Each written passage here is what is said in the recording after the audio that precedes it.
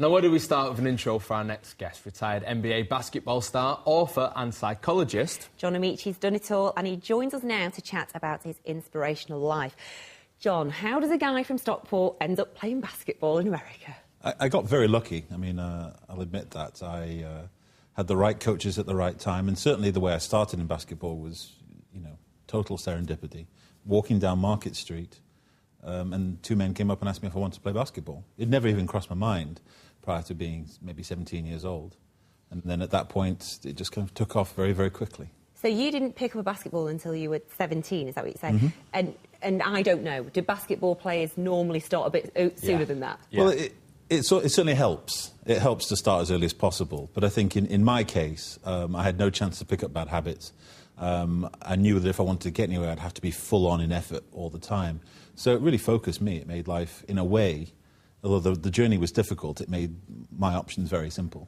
And it was a massive breakthrough at the time, really, for a British basketball player to play in the NBA, because obviously it's such a fantastic competition. Yeah, I mean, I think when I first got to the NBA, foreign players were a real rarity. Well, much like the Premiership was maybe 20 years ago now. Not so much now.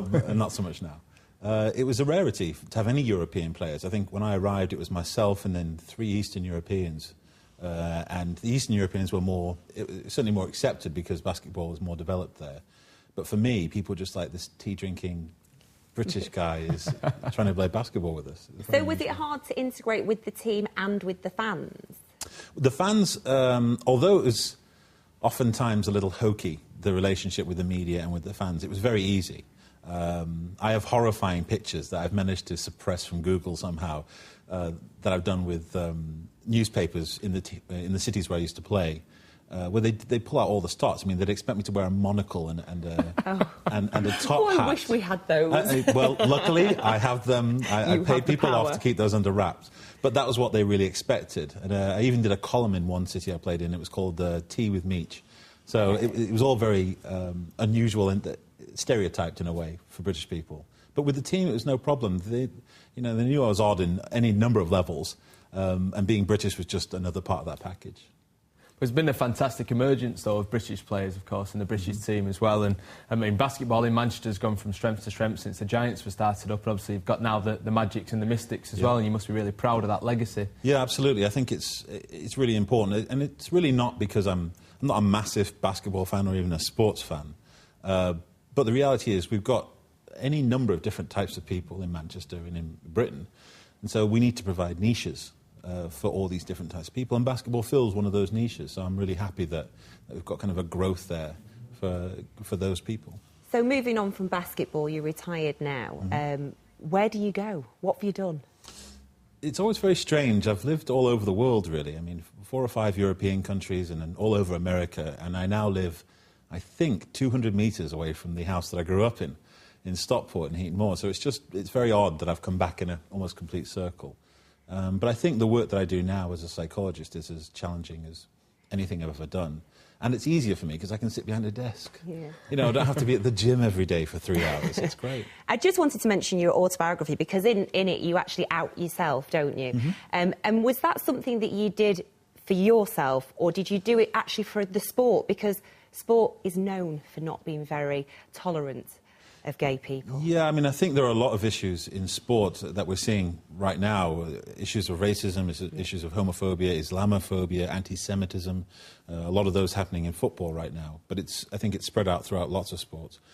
For me, being gay has never been much of an issue in this country, especially in Manchester. Any time you talk to people, it's like the 10th most interesting thing you can have a chat about. But the reality is that in the sports world, there's still a lot of minds and hearts to change. And I thought that politically, if I could make this move, it might have some positive impact. I think it did. I think you made a giant step there from chatting to people who know about sport. I think it was a big impact. So, thank you. Yeah, I think you did the right thing. Did you find that it was something that you wanted to wait till after you'd finished playing so it didn't get in the way of playing? Yeah, I mean, I think there is one of those things where my teammate all knew that wasn't an issue within my team.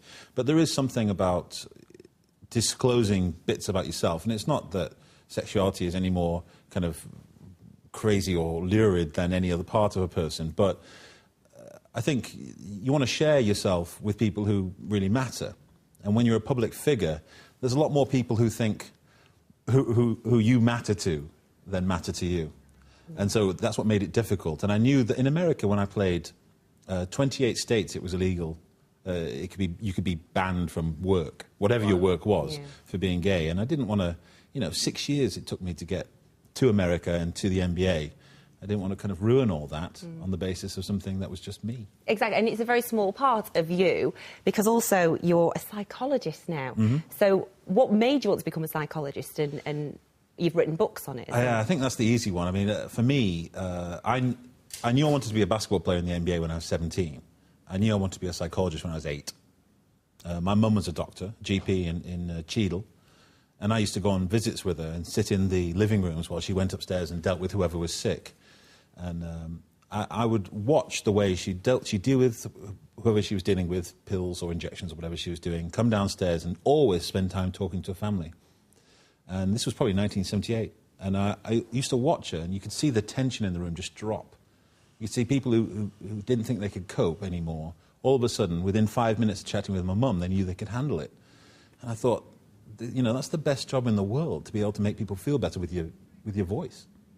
I thought, that's the job for me. I don't want the blood and the guts and stuff. Yeah. The surgery, that's not for me. But being able to talk to people and have them feel better, motivated, inspired, better able to cope, that seemed like the perfect job. Well, John, thank you so much. It absolutely is an inspirational story, and thank you very much for chatting to us about it. Brilliant, thank you. Thank you.